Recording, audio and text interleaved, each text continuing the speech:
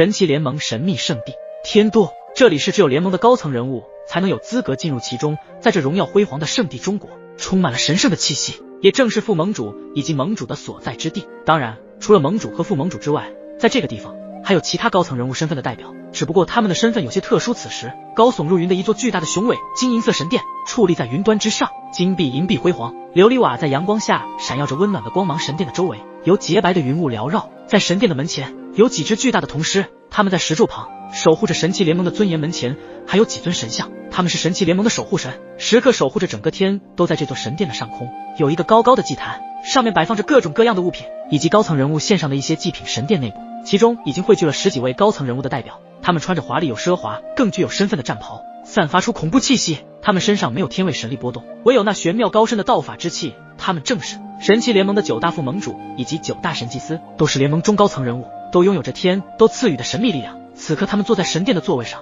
他们的座位分布有序，每一个座位都有其特殊的象征意义。他们严肃而庄重地坐在座位上，等待着今日盟主大人亲自召开的大会议。在会议的现场，每个人的脸上都带着严肃的表情。到场的副盟主和神祭司们讨论着神奇联盟的重要事务，准备等待盟主大人的到来。这次盟主又召集我们9大神祭司来，究竟是什么事情？此时，一个身穿金银袍的男子，脸色严肃，目光如炬，仿佛能洞穿一切虚伪和谎言，从外到内都透露着一种不可侵犯的威严和庄严，让人不由自主的肃然起敬，心生畏惧。而他就是天都的9大神祭司之一的猴神祭司。怎么，现在连盟主大人都叫不动你们这9位神祭司了吗？坐在神祭司面对席位上，那位身材高大、肌肉结实、狰狞的面容，一头乌黑的长发随意披散在肩上，身上的黑色龙袍散发着森寒的气息，一股霸气逼人的气场笼罩全身。而他就是艾加副盟主。此时他对后神祭司的话语有些不满，不过还没等后神祭司接话，另一边席位的副盟主名为秦墨，面容也是有着一丝俊美，眉宇间透露出一股阴冷的气息，一身黑色别致的龙袍，宛若一尊摄人心魄的魔王，眸光闪烁，散发出一股可怕的压迫。沉声道：不要以为你们背靠神明就可以为所欲为，如今盟主大人的实力已经登临造化，一个呼吸间就能够引动周围的规则变化，在整个诸神万界怕是已经无人能敌的存在。见到秦副盟主那自信满满的样子，后神祭司倒是没有再去接话，而接话的是一位女子。此女子的秀发如银河般流淌，在阳光下闪烁着微光，她的眼眸清澈如湖，深邃如夜空，她的嘴唇红润而饱满，微微上翘，散发出自信的气息。几位副盟主是不是太过冲动了？像你们这般爱冲动的人，如何稳坐副盟主之位？要不让出来，让我兼副盟主一职如何？这话传入那几位副盟主的耳朵中时，一股怒气直接要爆炸。对方这明明是赤裸裸的挑衅啊！作为副盟主的他们怎么能忍？鸡神祭司真是好大的口气！一股可怕的气势自义副盟主和秦副盟主的身上逐渐的爆发，空气中已经隐隐约约的可以听到被一股恐怖的气息给压迫的声音。然而就在双方要摩擦出火的那一刻，9大神祭司之首的风神祭司此刻却是开口了。他头戴一顶银色头冠，上面镶嵌着宝石，散发出耀眼的光芒，让人不敢接近，却又忍不住敬仰无比。好了，今天我们受盟主大人召唤，不要起冲突了，不然等会盟主大人怪罪下来，恐怕不管是副盟主还是神祭司都受不了一丝惩罚了。坐在风神祭司的正对面的骑士兼副盟主，身穿一袭黑白色龙袍，头戴一顶金色王冠，脸上始终挂着淡淡的微笑，却透露出一种无可匹敌的威严，手持一根金色权杖，似乎可以支配一切。道：哈哈，还是风神祭司会说话，难怪被神明大人器重。其副盟主不也一样吗？被盟主大人青睐，这段时间甚至给你诸多资源，让你领悟完整道法，从而突破大道主神。那么到时候恐怕你我之间的平衡就会被打破了。风神祭司呢喃道：哈哈，风神祭司说笑了，大道主神哪有那么容易突破？即便盟主大人是给予了我诸多的资源，可是想要突破大道主神，单凭这些资源还远远不够。其副盟主身为9大副盟主之首，他的天赋和实力都在比其他副盟主都要高一些，也是盟主大人最为青睐的一位。那倒也是，希望其副盟主能够顺利领悟完整道法，成为大道主神。风神祭司虽然嘴上这么说，实则内心中早已经看这几位副盟主不爽。要不是神明大人和盟主大人之间有规定，不然早就给这几位副盟主颜色瞧一瞧了。突然下一刻，一股极其富有恐怖压迫感的气息从天而降，立马令得在场的9大副盟主和9大神祭司神色凝重而起。紧接着，一道金光神圣的身影出现在了9大副盟主以及9大神祭司中间的金色辉煌宝座上。那道身影一袭金龙袍，头戴地皇冠，整个身影都被神圣的气息所包围。他的一出现，天都之中的规则似乎都产生了微妙的变化，宛若天地中的一场奇迹。金色宝座的周围还有9条神龙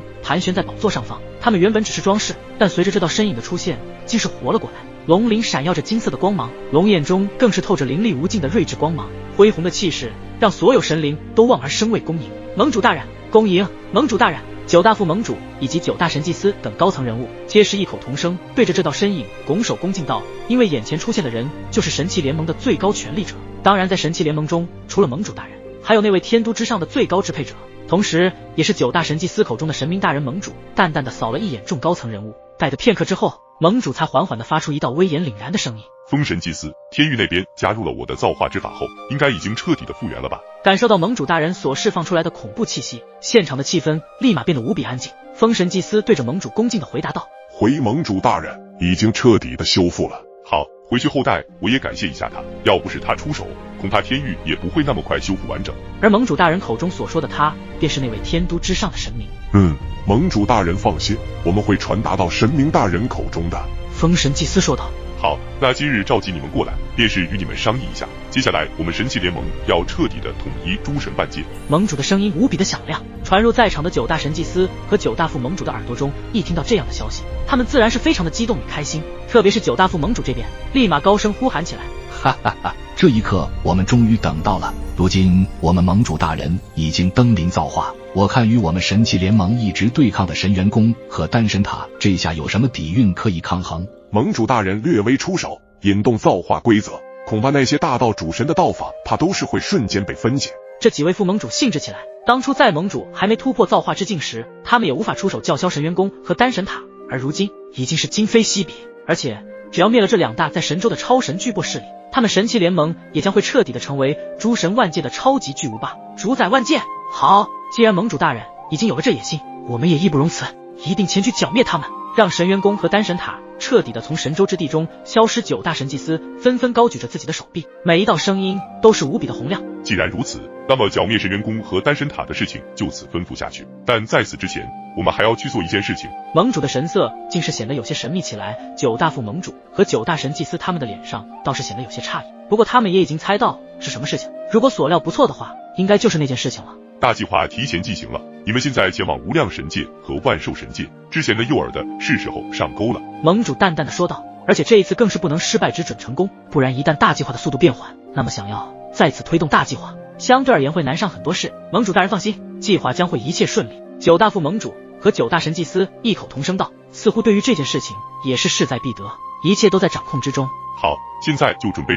前往无量神界和万寿神界。盟主这一次为了能够让大计划不受一点差池，直接将神器联盟的高层人物全部召集，同时前往无量神界和万寿神界时，9大副盟主和9大神祭司也不再说话，他们的身影在下一刻全部消失在席位上，望着消失的9大副盟主和9大神祭司。盟主大人的嘴角浮现一抹幅度，那是一种极度自信的表现。只要完成那个大计划后，我也将会成为诸神万界之主，元尊药神。接下来你们的好日子也该结束了，从今往后，诸神万界便是我的造化时代，所谓的大道也将成为主宰万界的过去，造化才是现在的真理。万界圣子之地，这里依旧站立着很多争夺者，虽然他们已经被淘汰出局，无缘获得大道机缘路，但他们也想看一看这所谓大道机缘路究竟是否能够让那3位万界圣子彻底的领悟道法，从而突破天位桎梏。当然其中也有着很多带着羡慕嫉妒之色，毕竟他们的实力已经基本都是9重天位神层次，在整个诸神万界中都属于一方霸主的存在。可是他们可不想止步于此，只有突破更高的神境领域，才使得自身的实力再次得到一次蜕变。而想要突破天位桎梏的，只有这次的大道机缘路，即便现在没有他们的大道机缘路，也想见证一下这一切3位万界圣子的大道机缘路究竟是什么样的大道之法。看来如今我们神交都已经比不上这后来居上的黑马，不过他们的天赋和战斗力的确很强大，令我都大吃一惊啊！这一刻，天罗殿的罗峰在怎么不相信眼前的事情发生，也得去接受了。你就这样放弃了？这可不像你的作风啊！我们还算好的了，你不想想阴阳殿、神罗殿以及丹神塔的那几位神交比我们还惨，想必他们才是最痛苦了。如果没能走出被击败的心境，恐怕距离领悟自身的道法将会更加的遥远了。圣瑶倒是比其他争夺者都要冷静很多，仿佛他已经承认了萧炎灵、动木尘他们3人的强大，但是这并不代表他会放弃气馁，反而萧炎灵、动木尘3人的强大也会成就了他，因为只有对手才会成就高手。所以